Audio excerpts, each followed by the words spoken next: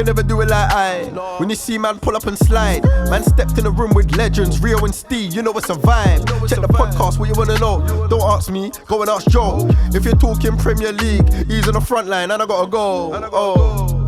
It's a vibe with five, and you already know what it is. It's a vibe with five, and you already know what it is. Vibe with five, and you already know what it is. It's a vibe with five, and you already know this.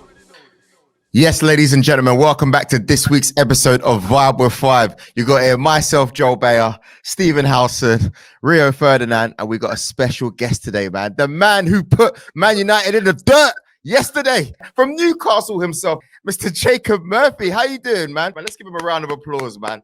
Fantastic performance yesterday. Fantastic performance. I enjoyed every single bit of it. But yeah, no, thank you for joining us. Stephen Howson was just buzzing to have you on. Rio, I'll let you kick off with some of the questions because it was a tough one yesterday for United.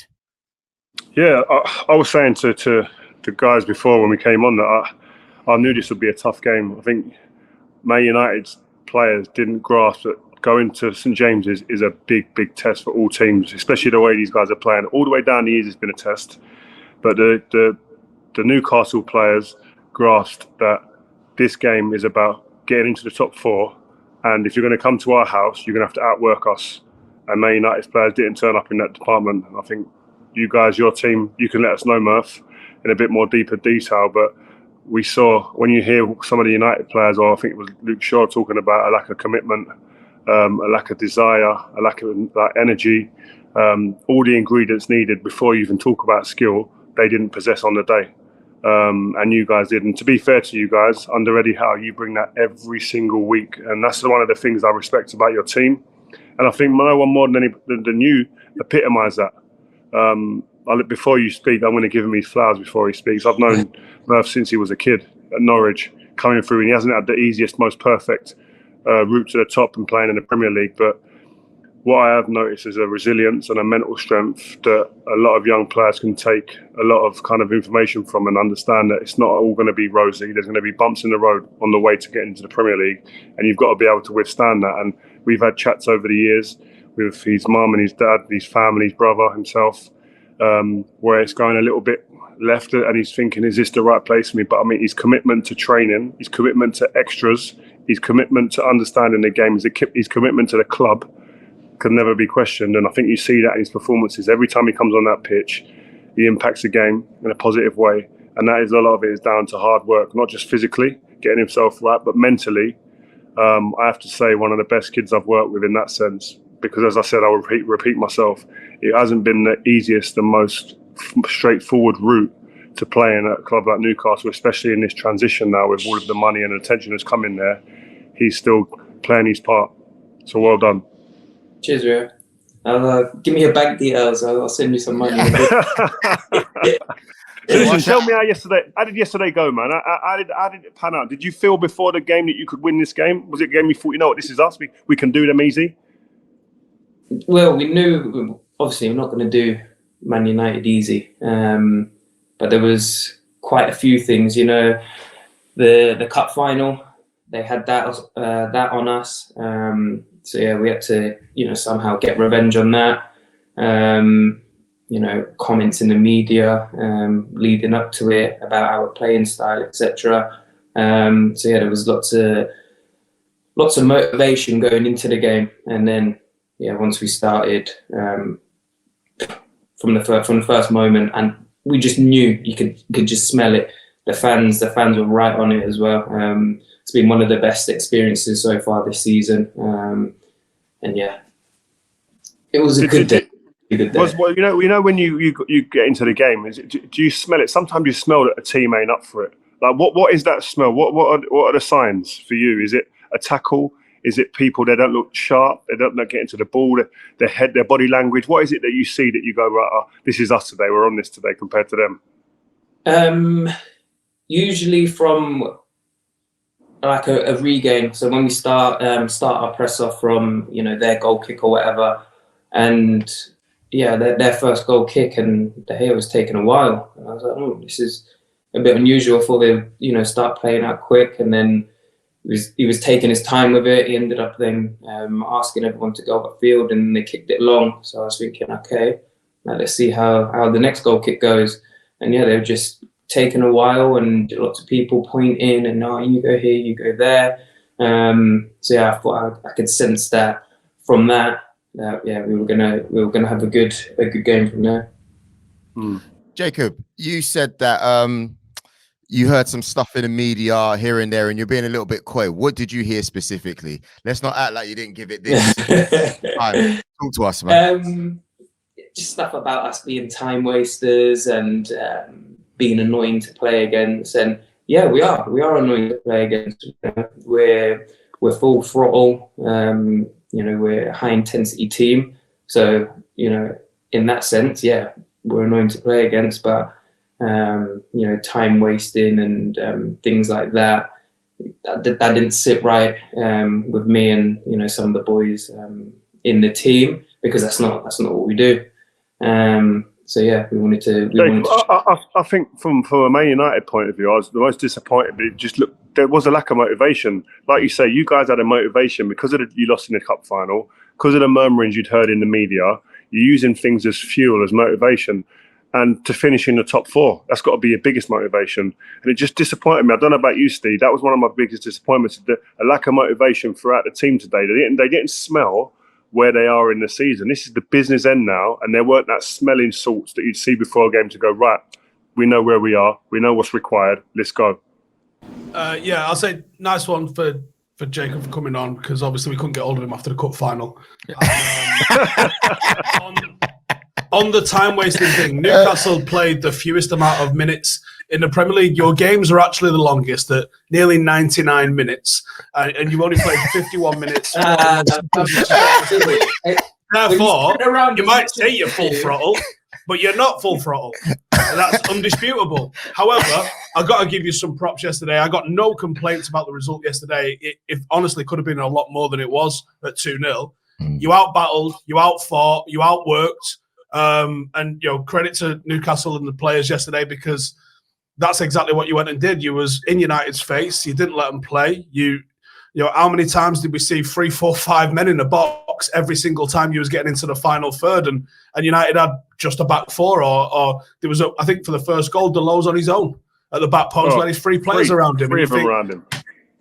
Not good enough. So I will say yesterday definitely full throttle, but we all saw. But the time wasting thing's got some merit to it, at least. We're charging around that much. I think sometimes you need a little breather and that. Can't sprint for 90 minutes. Jacob, is that you though? Does that game? I see your manager's comments saying that game epitomises what he wants from his team. That 100 mile an hour, full throttle, aggressive, on the front foot team, and being really good in transitions. Is that what you guys? Is that what you look for? You train for every single day of the week? Yeah, I think we're a super fit group of players, and the intensity in training and stuff. We know we'll run whatever team off the park. So that's always a good confidence boost going into any game. So yeah, that's part of our DNA. The intensity, controlled aggression. It's 100 miles an hour on the press and stuff, but it's with thought. Everything is with a purpose, with an intention that we're going to regain it here, there, wherever it may be. So everything is very structured and very detailed. Well, are you guys talking about in your change room now? Are you, as players with the management, etc., are you guys talking about Champions League qualification? Yeah, it's conversations have been had, and that's what we're looking at. We now got, I think, 10 more to go, and you can see it. You can see it in the distance, but we still have 30 points up for grabs, and we have to go into every game with the respect it deserves to gain them points and go where we can go, because the journey that the club's on at the moment, we didn't expect to be where we were right now, and now that we are, we have to believe. And we had Alan Shearer come in just before the final, and he was talking about belief, and I think that's that's a word that this team's been starved of for quite a while. He done a good job then before the final, didn't he? Bloody hell. We'll see coming into the season anyway. But getting the belief, that's a big word. I think that needs to be drilled home to the lads more often, that we can achieve things, because I think we're showing the right things, and it's having belief. Jacob, what's the feeling like? What's the feeling like in the city? I mean, because I know what it's like to go there and play when your team's on song, when Alan Shearer and the like were there. What is it like when you're there? Because that energy, man. I mean, as an away player, I felt it, but to be a home player, you're a Newcastle supporter. We got to get the picture up, by the way, of you and your twin brother, Josh. Yeah. But you're a Newcastle supporter from as a young kid. Not many people might know that, but you are. What is the energy like now? I can fit in the city when you're walking around this buzz. It must be a huge buzz.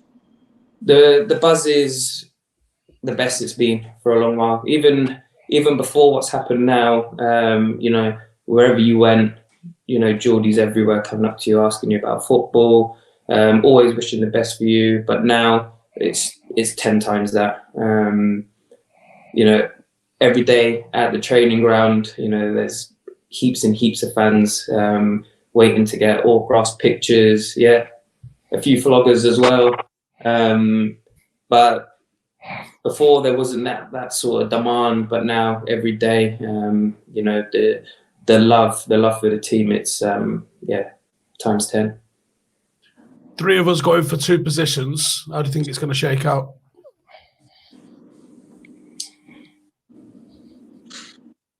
I don't want to jinx it, so I'm not going to say, but we'll leave it on the pitch. I know you can't answer those questions like that. I want to just give people a little bit of insight. I mentioned before when we introduced you about your mindset and your mental strength through thick and thin to get to this point. Can you just enlighten a few people as to how difficult on the journey you've been on and what you've had to lean on to be able to stay with it and stay in the game to get to the point where you are now, please, Jacob? It has been difficult. Obviously, I signed for Newcastle six years ago now, I think, and I was just restricted to minutes off the bench and stuff, and had to go out on loan a few times, and then found myself at Sheffield Wednesday, which was an unbelievable loan for me. But halfway through that season, found myself at a crossroads. I was like, I'm either going to get let go at the end of this season by Newcastle, or I need to change something and, revive my career. And had great chats with Gary Monk. I found it unbelievable working under him. And it was a mentality switch.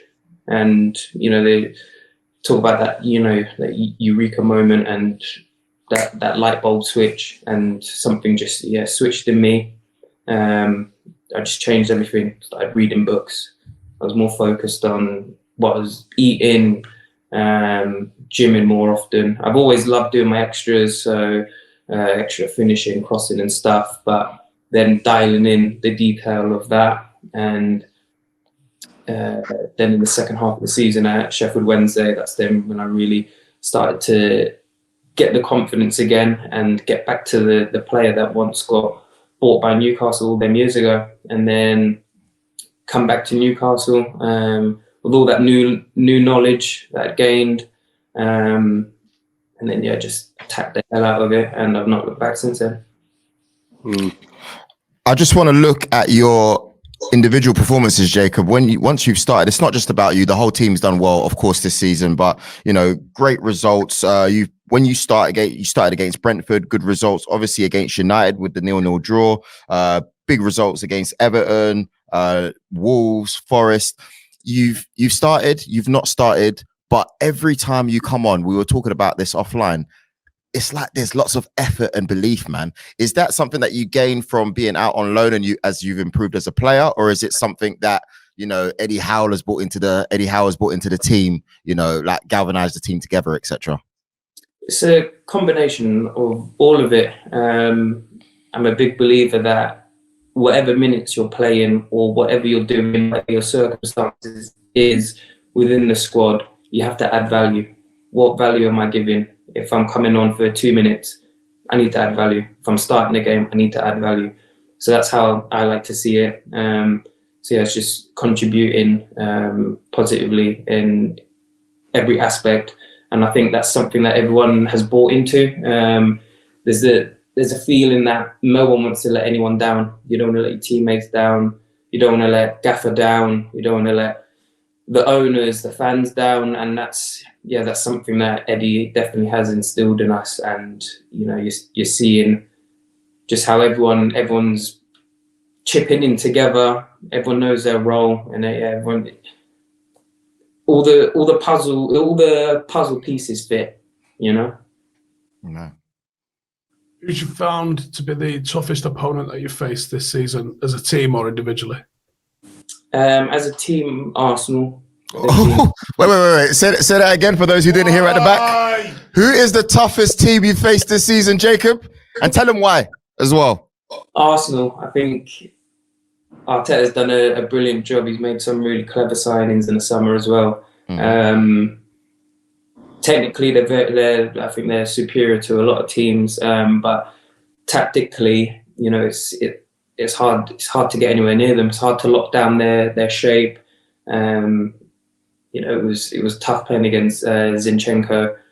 I think he slipped 3 passes right between me and Sean in the space of 15 minutes, where the ball he had no right to put the ball where he did, and he was getting it through gaps like this. And you know, you think you're in a good defensive shape, and he's still picking off passes like that. Obviously, Saka, deadly. Martinelli is frightening also. And individually? What, in terms of this season or just that Arsenal? I'll say this season. We're tops. We know we're tops. Yeah, individually, always find it hard against Rico Henry of Brentford. Okay. I think he's top. Yeah, intelligent, quick, strong. So he gives me a tough time. What? Not Luke Shaw, no. Have you emptied your pockets? He's quality, but he's sick. He's sick. I rate him. He is. I've seen a video or an interview with the gaffer talking about some of the changes that he's implemented. One of them being they extended the change room. Is this at the stadium or the training ground to include some sort of meeting room or analysis? Is that correct? Yeah, he's done that. They've got that at the training ground now, and then they've also done that in the dressing room at the stadium, and then we've then got a new part of the dressing room, which will get us out the dressing room when we're doing talking tactics and stuff like that. Just a change of scenery, and you know, actually it gets you more dialed in instead of just sitting there fooling around with your strap-ins and your boots and stuff. You're in a separate room, and you can really concentrate on the detail that's getting given. What other stuff has he implemented like that? Because I get the impression he's a bit heavy on the details, Eddie. Yeah, we've got new meeting rooms. We've got new dining. Well, we've had a massive revamp of the training ground. So a new dining room, new chill area. We've now got loads of tech ball arenas and stuff, just to get the cohesion there at all times. What's the biggest thing for you out of all of those that you find yourself drawn to, or the thing that's helped you the most with the new regime? Well, we've got a new gym. That's nice. Yeah. So yeah, that's been good for me. I mean, I don't use the other stuff as much as what the other lads use, but just gym and new recovery facilities. I have to say, I respect what Eddie Howe's doing there. The new owners, the fan base is crazy. They're not warm to me anymore after a couple of comments. I made tongue-in-cheek comments about them ages ago.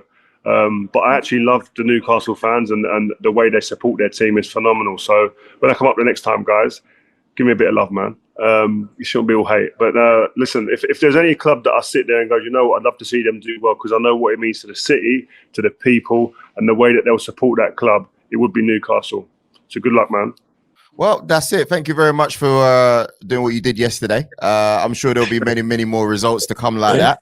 And obviously, thanks for giving my team the props. I think we deserve it. Obviously, you played the champions, innit? But yeah, we'll have you on again soon. Massive shout out to you and Jamie as well for hooking this up. Big ups to you, Neuro Global, every time. Have a good one. You deserve the recovery. Thanks for having me. I really like him. I really do. Good. Nah, he's really good, man. Why today? I know. But you know what, though? I've got to be honest with you. I did speak about this before, but like his mental strength, bro. The way, like, he was on his way out of Newcastle. But he a lot of players, when they don't get picked or they get put out on loan and they don't see their face might not fit a little bit at a club, they just want to get out. They want to go, get me out. And that's right. For some people, that feels right. But this kid, he just dug his heels in and said, no, man, this is my club. I love it here. I love the fans. I'm a supporter. I need to give it every chance it needs to make myself a success here. And new managers come in and he just bought into the regime and the kid works hard, man. And I mean, that's all you can ask for. And again, go back to the performance yesterday at United. I just want seize the moment, man. It's the moment. It's top four. Like, take the opportunity. Understand what is there. What's the requirements for you, man? It just don't make sense, man. And that's what I was so disappointed about yesterday, man. When I look at that game and you see it, if David De Gea don't play, we're bang in trouble. It's probably 5 or 6. Rio, I echo your sentiments. I mean, they've been on holiday practically since the Carabao Cup final. Literally. Yeah. It seems like they've won the Carabao Cup and it's just gone, we've down tools, guys, we've done enough. That's what it feels like. And I think they've got to get out of this rut. Luke Shaw mentioned they had a meeting with a team after the game. I need to be strangling each other. I need to be some pushing and shoving, some up in people's faces, like phlegm flying everywhere. Like, so people understand that this is the serious business end of the season, man. There's trophies being handed out. There's positions we're fighting for here.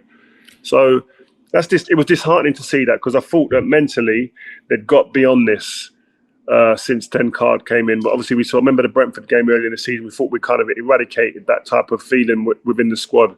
And I hope it's not going to rear its head again. Steve, look away now. Man United haven't won or scored a single goal in the league, conceding 9 since the Carabao Cup final. It's 2 games. That's still it's 2 games. Like, you just made it like since September. No, it's 2 matches. It's 180 minutes. February though, right? It's 2 matches. It don't matter. It does matter. It does. The context of it being 2 matches matters.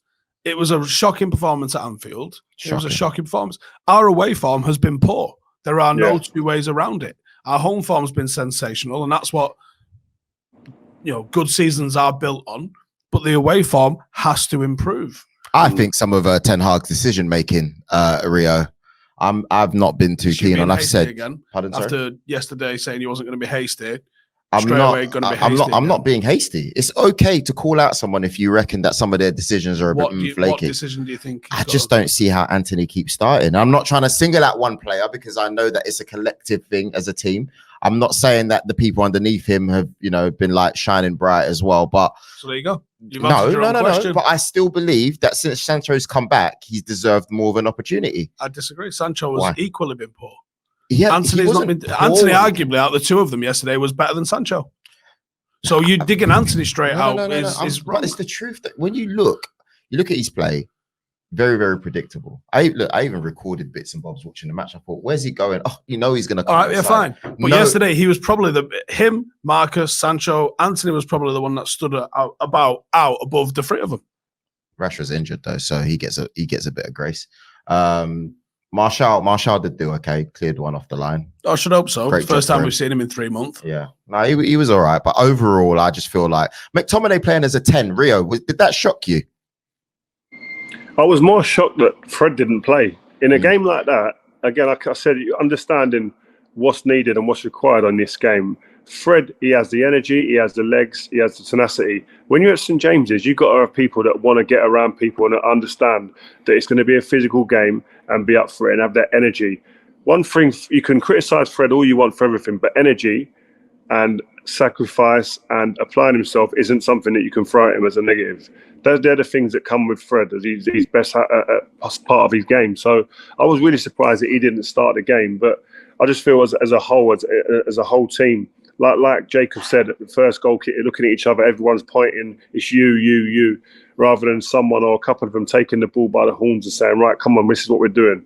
And you look at the Newcastle team, there's a lot of English, British boys in that squad as well, who are main bodies in that squad. You can tell that make sure people understand what's needed. The manager makes sure that this team are up at it every game, especially at St James's. They don't disappoint in that department. And Man United didn't have enough of them people in that squad to make people get ready for it, because there's certain stadiums that you go to in the Premier League that before anything, you've got to graft. And St James's, when they're up for it, is one of them. But I'm not really buying that, Rio, because it's like what are you actually saying? That the players don't know how big it is to play at St James's Park? I'm just trying to clarify what you're saying here, because if you look at, for example, the back five, De Gea, who done fantastically well, it could have been a pass the pad situation like the Liverpool game. Honestly, it was close, bro. It really was close. But if you're looking at Varane, Martinez, those guys know what it is like to play at big games. Yes, they might not have massive experience playing at St James's Park, but they know a big game. You know, you got Dalot, who he's been at the club long enough. Luke Shaw, he came out and he had a chat afterwards. You know, no. It's not about individuals. It's about as a collective. When you go in a change room, even the night before, is making sure people are aware. We used to have games sometimes, and we might have had an influx of 3 or 4 players coming in the window. There'll be players in our squad during that week going up to that players, and you know that this is a big game. I don't know if you know about this game. I don't know if you know about going to Bolton away, but be ready. I don't know if you know about going Stoke on a cold and wet Tuesday or Wednesday. I don't know if you know about that, but just make sure you pull your socks right up and you've got your studs on and you're ready to rock and roll. Because there's certain games in the calendar that you know Newcastle, Eddie Howe's Newcastle are going to run like mad and be up for it. This game at St James's going for 4th place. Are enough of them conversations being had in the change room? Now, if they wasn't, they need to make sure that next time they don't fall short in that department. Who did you have to have that conversation with? Loads of people. Anyone coming in, Ji-sung Park, Nando, Nani, Anderson. The list can go on. Berber, when you coming to Man United even and going to certain grounds is different, even if you was at Spurs maybe. Do you know what I mean? It's just a different, the requirements are different there. Like loads of all the new signings will get told. It won't just be me telling them. Giggsy will be going around, Gary Neville, like Roy Keane earlier, all the players would be sitting there going to making sure, because you know that if there's a player in your starting 11 who's new to this and don't understand the requirements, they're going to get hurt. We had Patrice Evran the other week, didn't we? He goes to City and plays in the game and gets dragged off at half time. Didn't understand what was needed. Weren't ready for it. Didn't realise. It can happen, but if it happens to 11 of you, you get beat. Yeah. As a defender, what was that defending about yesterday? We saw United getting overloaded at the back stick with just Dalot trying to mark free. There was 4v4 in the back line with midfield nowhere to be seen. Like, I could understand the inclusion of McTominay if it's just to sit in front and protect because of some of the high and long balls that you're getting in off Newcastle. But there was just a big gap in front of the back four, a huge gap. And then they were getting forward in numbers and they were just completely overloading us. Even that goal, the one when the Dalot's at the back post and with 3 against him, if you look at the play leading up to that, players are just following the ball. They're forgetting their man they're marking. Before the ball goes in, right, into the middle of the park and it comes out and goes wide, it's like they've got a back 4 in place and a couple of people in front. They look all right. As soon as the ball goes into the forward and it comes out again, everyone just follows the ball and leaves Dalot on his own at the back post. You're sitting there going like, that's just a lack of concentration. That's a lack of respect for your opponents. And that's a lack of actually understanding where you are. Like, you know they're going to put the ball in your box. You know you're going to be under pressure. Be ready for it. It's just it was very naive, the performance it seemed yesterday. Very naive. And I just hope that it's not too late to really turn back and get back to what we were seeing with Man United before the break, before we had the last couple of games we've had where we haven't performed. Top 4 is seriously in doubt at the moment, guys. I don't know if you guys have noticed. I don't think it's in doubt. I just think it's up for grabs now. We were looking in a really good position. Now it's a lottery who's going to get there because no one's got any real vein of form at the minute. I think it is in doubt. I think you've got Newcastle and Spurs. They're only playing once a week. They've got a fairly easy ride. Obviously, they've got difficult fixtures and stuff in the way, but they've got a fairly easy ride of 1 game a week between now and the end of the season. United have still got FA Cup that they're fighting for, where you would expect us to get through the next round and have a final awaiting for us. You've got Europa League, where there's like 25 games left to play in that.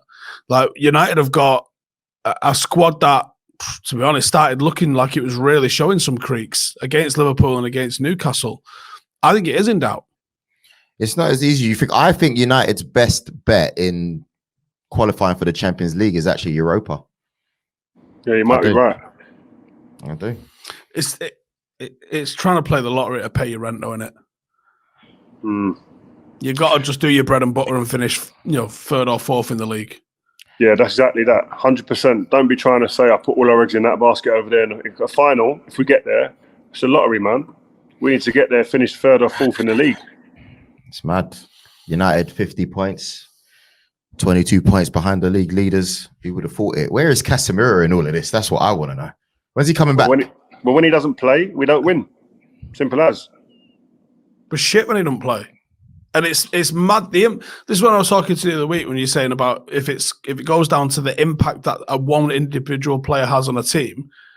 You tell me another player in the Premier League, when he doesn't play, you see a 50% drop off in wins. You know what? Today I'm all about apologies. Being a reformed man, when I'm wrong, I'll admit it.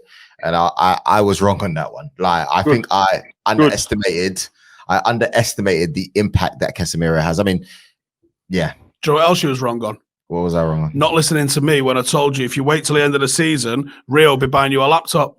Yeah, exactly. That's a great segment into Graham Potter getting sacked. Rio owes me an apology because I told him.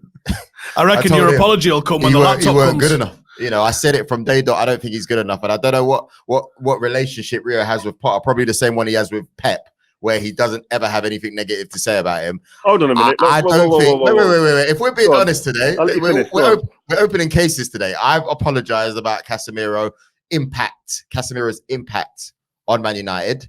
You owe me an apology because I think it's clear to see that the job came too quickly for Graham Potter. I think when you got players in that Chelsea team, like Mason Mount, even though he's not the first player to say, but Mason Mount, Chilwell, these guys have won the Champions League. When you're coming in and my man saying, yeah, this is what we were doing at Brighton, doesn't it scream memories of when David Moyes would come to you and tell you, oh, this is what I was doing at Everton?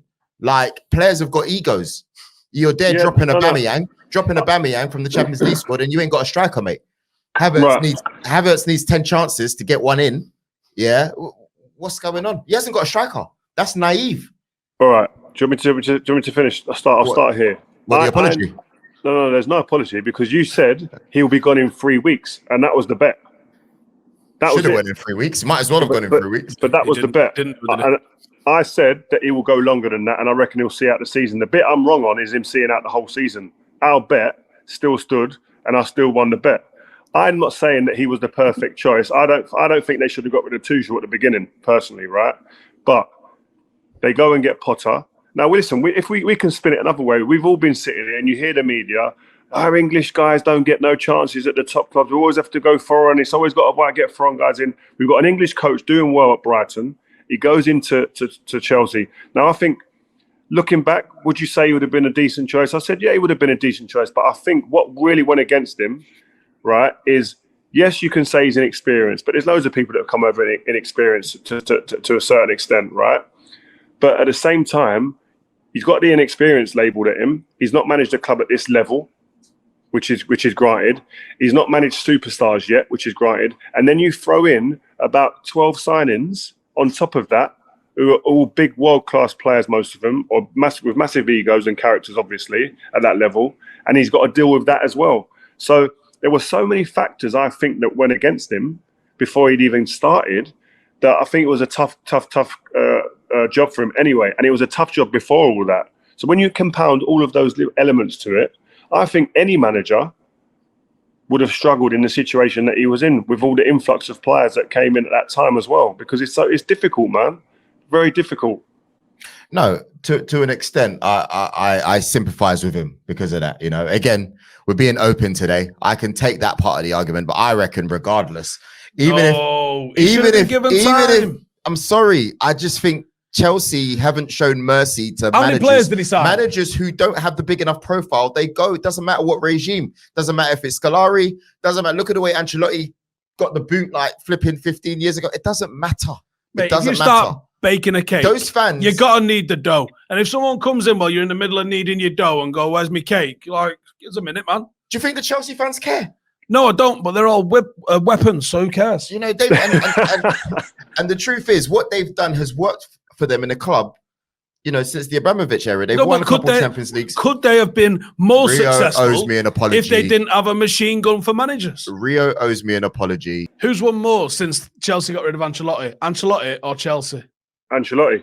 And he even had a little bit of a time just tossing it off for Everton. I don't know.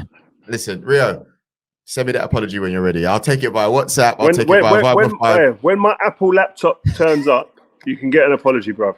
Until then... Not an ample one with no charge. You got an ample, you're going to have to settle with that. No. Talking about apologies. So, obviously, he got the bullet because, obviously, Chelsea lost to Villa 2-0. It was a disgrace, as Steve likes to say. I tell you what, who'd have thunk Aston Villa could do well with a good manager, eh? Unai Emery's results have been phenomenal since he's been there, hasn't he? Who could have predicted that? He's done well. But he was always a good coach. You know? Even at Arsenal, he was a good coach. When you wanted him out? No, I didn't want Unai Emery out. I never once said Unai Emery out. And you ain't, no, I never said that. Don't try it.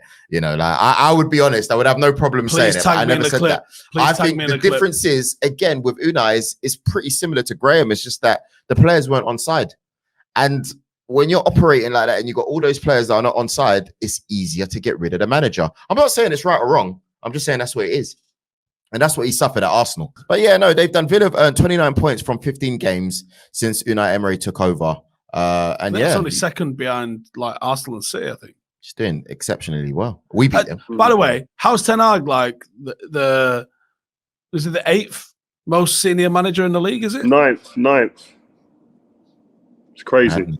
Madness. 12 managers have gone this season, and it's still April. Brendan Rodgers has gone as well, man. Who would have thought that one? Would you have thought that? You could kind of see the writing on the wall when they. I mean, how have Leicester got a financial fair play thing that they're trying to adhere to? Yet Chelsea have spent more money on sacking managers than they have on players. How's that work? Where do you think these managers go now? By the way, who goes where? We've seen all these managers. Marbella, Dubai. No, he means clubs. I'm not guaranteed that's where they're going. though. What's that? Fat wedge. Nagelsmann goes Chelsea. Yeah. Potter goes to Leicester. I think Potter takes a break, me, but he should get back on the horse and go Leicester. For me. I think who else? Who else is in the mix? I think. What about an out there one? At home? What if Tottenham went for like Vincent Kompany after the job that he's done at Brendan Rodgers goes Chelsea, and Brendan Rodgers goes Spurs? No way. Why not? I'm gonna go Pochettino Chelsea. Ooh. And because Levy's not looking interested at the moment. He'd have taken him already if he was going to go Spurs. And I think Potter. I don't know. Nagelsmann might go Spurs. Imagine going from Bayern Munich, where the expectation is multiple trophies a season, to go to Spurs, where the expectation is no trophies a season. Yeah, don't do it. Don't do it, Nagelsmann. If you like your career, don't do it, mate. They'll pay you well, though. They will pay you well once they sack you, but I wouldn't advise for you to do it, man. Do you not think someone will go for Vincent Kompany with the job that he's done at Burnley? Too soon. Yeah, I could see it. I think football, listen, I don't count anything out with football. I could see it. I think he's done a remarkable job there. The way he's changed their playing style, that's one of the key factors for me when you're judging coaches. I think Michael Carrick at Middlesbrough as well, the way he's got them playing, the way Vincent Kompany's got them playing there, some really fluid, cultured football. I love to see it. So, listen, football would not surprise me if someone like Vincent Kompany goes from Burnley after a few months there to a big Premier League team straight away, based on what he's doing. What about a Leicester for Carrick, or do you think he's like, just stick with what you're doing with Middlesbrough? People do this? It's because take some time. Carrick's because I know Carrick a bit better than I do Vincent. I think Carrick's a little bit more of a fault. You'd think from what I know him, I don't think he'd rush into anything. And I think he thinks, you know what, I'm not going to rush into a situation. They're in a relegation battle. I'm doing really well, getting my props, getting my time on the grass, I'm out of the spotlight a little bit, so to speak, at Middlesbrough. Do I need to go and throw myself into that situation where I've got a bit of stability here? I think he'll think like that. Yeah, maybe, but that's not to say that Leicester don't approach him. Yeah. No, I'm not saying they won't him. I'm just thinking from Carroll's point. It doesn't matter what they say. I think if he's got something in his head and he thinks I need to take my baby steps and take it slow, I don't think no matter what you throw at him would change him. Who's the next recently retired player that's going to step into management, do you reckon? Because obviously we've seen Steven Gerrard and Lampard sort of have an attempt. Now they're back on telly. Now James Milner. Still playing technically. I think he'll finish this season. I reckon he's got another season in him, but I'd say he's one of the guys who I think will go into management. Jordan Henderson could be another shout. I think that's a good shot there, Jordan Henderson. Any not at Liverpool? Who's at United now? Experienced leaving the game? No. Phil Jones, hopefully. No.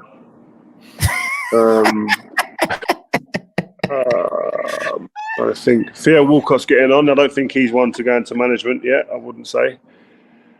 I don't know, man. I don't know. There's no one jumping out at me in a minute. No. I want to move it on because Ria, I think I owe you another apology. Obviously, we saw that Man City beat Liverpool 4-1. Excellent performance by Jack Grealish. I got a stat for you. Go on. Go on. How many defeats have Liverpool had this season? Whatever. 8 times against Liverpool, the left winger has been man of the match. Now, I wonder why that would be, eh? Oh, you're out of order. You're out of order putting out these type of stats, man. Trent, you're digging Trent out. I'm out of order by stating facts, right? No. I mean, listen, I watched them at the weekend, and there wouldn't be more than 1 or 2 that could come out of there with leaving a little bit of kind of, I've done all right. They were poor, man. They were poor to a man. They got absolutely dissected by this City team. And as Klopp said, it could have been 7 or 8. It's just that this City team were just chilling a little bit and didn't want to overexert themselves. Jack Grealish has stepped into the position now where he is one of the go-to guys in his team. You can feel his energy. You can see how fit he looks. He looks hungry. He looks determined. He wants to get on the end of things now. He's adding stats to his game now that wasn't there before. So people were questioning him. And he's starting to, you can see that, give me the ball under any circumstances. I'm here to receive the ball and take on responsibility. He looks at home now in a City shirt. And he's only thing he's doing at the moment is growing with more, game by game with confidence. And I think that's other teams have to beware now because they've got so many different ways in which that they can skin a cat in this team. No Haaland, no problem for them, right? Alvarez stepped in, did a great job. But going back to the apology that I owe you, it's funny because I wrote in the group my thoughts on Virgil van Dijk. I said he's not quite up to it in the last couple of seasons. That's what I said, right? And I didn't actually see your post-match analysis on BT. And we said the same thing, man. Like, I feel as if in the last couple of seasons, Virgil van Dijk, probably since the injury, if I'm honest with you, he's not a commanding figure anymore, man. Before, when you come up against Liverpool, just the name Virgil van Dijk, his presence alone. Like, I was looking at the stats in the last couple of seasons, which we're going to throw into the video right now. Very similar to last season, by the way. We're looking at how poor Liverpool have been defensively, but a lot of the stats are really similar. I'll let you guys dissect it and see. And you know what? He's not commanding anymore. Their best defender within the last, I don't know, maybe 18 months has probably been Konate. I feel like Virgil's a little bit sloppy now, not as quick, not as fast. Decision making is not as good. I saw the split decision that you were talking about when it came to the first goal. And Rio, honestly, Virgil van Dijk 2-3 years ago makes the right decision. He does there. Right now, he's doubting himself. And I was one of the first. I admit, I was one of the first to jump on the whole, is he the best defender that the Premier League has ever seen? I said it. I came into work on a Monday and I said to your face, Rio, he's better than you, bro. He's better than you. You know, fair enough. You didn't sack me. You kept me here, right? I would have sacked myself personally if someone was talking about me like that. But, you know, now I have to withdraw that statement and I'm a reformed man, and I have to say, my man ain't even better than John Terry at this point. At this moment, there's a low bar there. So no. This John leads us Terry's on a to top something quite defender. relevant, actually. So on Thursday or Friday last week, the Premier League announced their 2023 Hall of Fame nominees, and I've got an issue with this. Right? Go on. My issue is a two-part issue. First part issue is, why can they not give Manchester United anything with the Hall of Fame on our own? Have we ruined that many childhoods Because that there's no props for Manchester United? It's not good for business. You can't every year have, oh, here's Cantona, oh, here's Sir Alex, oh, here's flipping, Giggs, Scholes. Let me tell you something. In the first 20 Premier Leagues, 13 of them went to United. No, I'm not saying so you're wrong. You could argue 25, 30 Manchester United people are in there before anyone else even gets called up. No, and Henry gets that. Maybe, all right, and okay. maybe Bergkamp as well. Like, they slide in there. Either way, but there should be a massive, overwhelming Manchester United party with a couple of friends, right? But that's not. They've tried to make it like proper, equal, and this, that, and the other, right? Sir Alex Ferguson, 13 titles, 2 3-peats, multiple doubles, multiple times he's retained it. They can't even give Sir Alex Ferguson, there you go, the first manager inducted into the Hall of Fame. They have to bring fucking Arsene Wenger along, who I like and respect, but why are you putting them together like these two are the same? They are not the fucking same. It's probably more to do with the rivalry that they had and the respect they have from each other, which means that it's okay to put them alongside each other. No one said that Arsene had won the same amount. This is my point. Do you know what I mean? Why can't Sir Alex just get his flowers? Why can't Sir Alex just be going, his flowers. There you go. But no, it's not the same. It's not the same. Why can't you just say, Sir Alex Ferguson, the greatest Premier League manager we have ever seen, there you go, and then we'll bring Arsene Wenger in the next round. Why do it together? Why wait?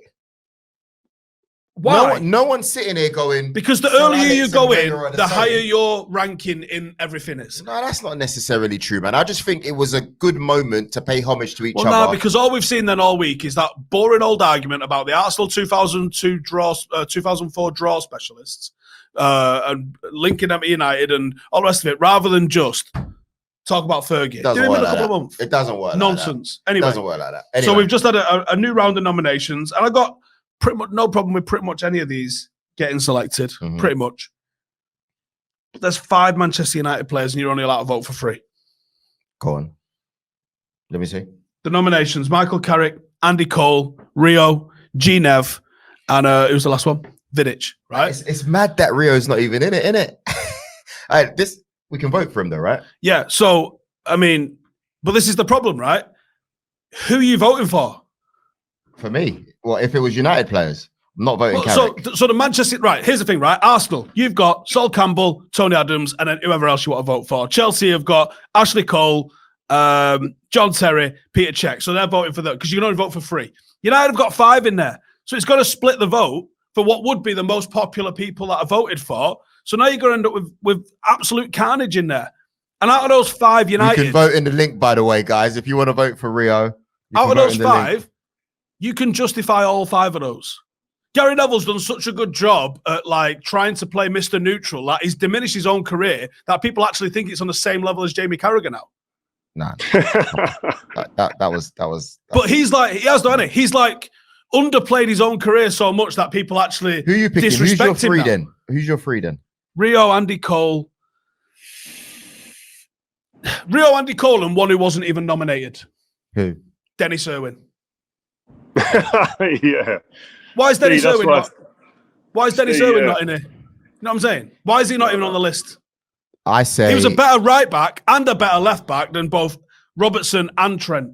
I say Rio, Andy Cole, and Sol Campbell. I would have loved to go for Michael Owen. I would have loved to go for Michael Owen, but Michael Owen just. Is he a Liverpool player? Is he a United player? Is he I just think that whole thing kind of like messed him up a little bit. Yaya Toure should get in. Yaya Toure, mate. Wow. I think he shouldn't get it ahead of the ones that we've named. It's not that he shouldn't get it. He just shouldn't get it this year. How many titles he won? Probably like 3 or something. I don't need to check. Yeah, that's it also. What's the criteria? Like, are we talking success as well? Like, because if we're talking success, then like Steve says, I'm with Steve. Like, what's the criteria though? I don't know. Well, why is Robbie Fowler on this list of his success? I think if it's not Robbie Sol Fowler was Campbell, a dead-eye striker for 3 or 4 seasons. let me switch my one. Jermaine Defoe, unbelievable consistency. None of them have got a patch on Andy Cole. I bet both of them get in before Andy Cole does. It's a disgrace. Coley should be in there earlier than even now. Yeah. I say Tony Adams ahead of Sol Campbell. My bad. Sorry. I'll go Tony Adams. Yeah. But wait. Can I say something? Were Tony Adams' best years in the Premier League? It's a tough Probably, call, they innit? weren't. Tough no, call. they weren't. That's mad, isn't it? I'm only asking. I don't know. I'm not sure. It's true. No, I don't think they were. Yeah, it's a bit mad. It is. But so you're going to get Tony Adams, who Arsenal fans might even agree that his best years probably weren't in the Premier League. Sol Campbell. I've gone back to Sol. They're going to vote for those 2 players. And I would have zero qualms. I expect Liverpool fans to vote Robbie Fowler, Michael Owen in there. Of course they're they not are. going to vote Owen. Right? Liverpool fans ain't voting. Chelsea fans have got 3 that they're going to vote for. That's who's getting voted for. Manchester United fans, who are you voting for? Split. Stop crying. Completely split. No. All the United players are probably going to end up there anyway. They're just staggering. Rio dipped out before. Thoughts on Sir Alex and Arsene Wenger being mushed together to I agree. I do agree. Like, Sir Alex is on his own, man. There's no, like, as good as Arsene Wenger has been, don't get me wrong, and I respect and appreciate all he's done. But you can't put them 2 men in the same breath when you're talking about you lot are just whining for no reason, honestly, man. Like, that's a fact, though. Do you disagree? Do you disagree? No one said they're like this, though. But if you look at the history the Premier League did when they just without announced Sir them Alex Ferguson, right? The Premier League is not the same. We're talking about the Premier League. The best Premier League eras were with their rivalry, right? Wait. With their rivalry. Without Arsene Wenger. I didn't say that. Sir Alex Ferguson. I didn't say that. Sir Alex Ferguson. I didn't say that. I didn't say he wasn't. I caught myself. Okay. I was saying. But you know what I'm saying? When the Premier League announces them both, like, here's the first 2 managers inducted. No one's done that. They're looking at their rivalry. When you think of the Premier League, you think of the Man United Arsenal rivalry, and it's a good gesture, right, to have the most competitive managers there. We know who's the top dog. We know. No one's complained but you. Right, because I think it's a valid complaint. I got zero qualms with Arsene Wenger going, and he belongs in there. But they should call this the Sir Alex Ferguson Hall of Fame. All right, cool. I want to focus on Arsenal really quickly. I think we deserve a quick shout out. I think we dealt with Leeds professionally. First half an hour, obviously, was a little bit shaky. But once Jesus got won the penalty, took it, which was fantastic for his confidence. There was only one team in it, Rio? Oh, mate.